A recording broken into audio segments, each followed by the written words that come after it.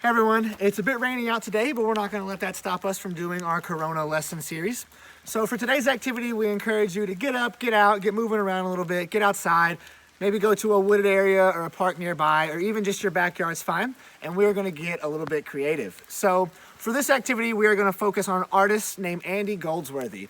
If you are curious about any of their artwork, you can do a quick Google search, Google Andy Goldsworthy artwork, and you can find all kinds of work. Also, at the end of this video, I will be posting some pictures of them on our story, and you can take a look there as well. So Andy Goldsworthy is a pretty famous artist who has used the natural world as their medium. They focus on something that we focus on at Nature's Classroom Institute quite a bit, and that is a phrase called leave no trace.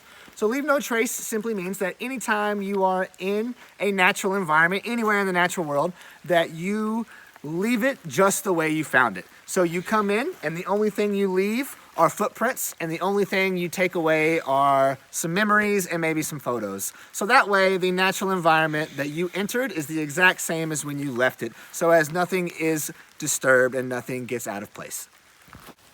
So if you've ever seen any of Andy Goldsworthy's work, then you know that he uses quite a lot of things within it.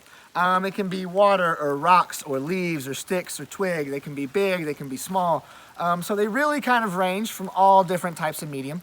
And again, he builds these pieces of art with leave no trace left in mind. So he knows that no matter what he builds, at some point, nature will prevail and sort of deconstruct his artwork. And he's quite all right with that. He might take a photo of it, but he knows that his artwork has no permanence inside of that environment. So what I want you all to do, and what I'm going to do in a minute, is pick an area, anywhere that suits you, and just find some natural materials. Now again, with leave no trace, we're only going to find stuff that is already on the ground. So we're not going to be taking anything from already living plants or animals or trees or anything like that. We're not going to take anything from there, so they must already be on the ground and ready to use. Some ideas for materials: sticks, twigs, rocks of different shapes and sizes and colors, possibly some bird feathers if you find them. So there's all kinds of things that you can use around you. Just make sure that it's already down. And you are going to create a piece of art, any kind of art that you wish. And you can take as long as you want or as short as you want. This artwork is totally up to you. So here is Nature's Classroom Institute's attempt at some artwork. You have mine over here, which is called Isolation. Just a simple plant kind of framed by some sticks here.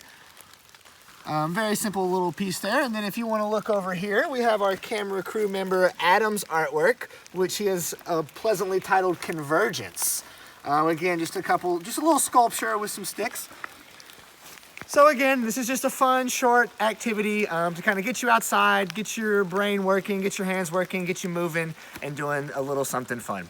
Hope you all enjoyed it, and please feel free to leave any of your beautiful pieces of art on our page.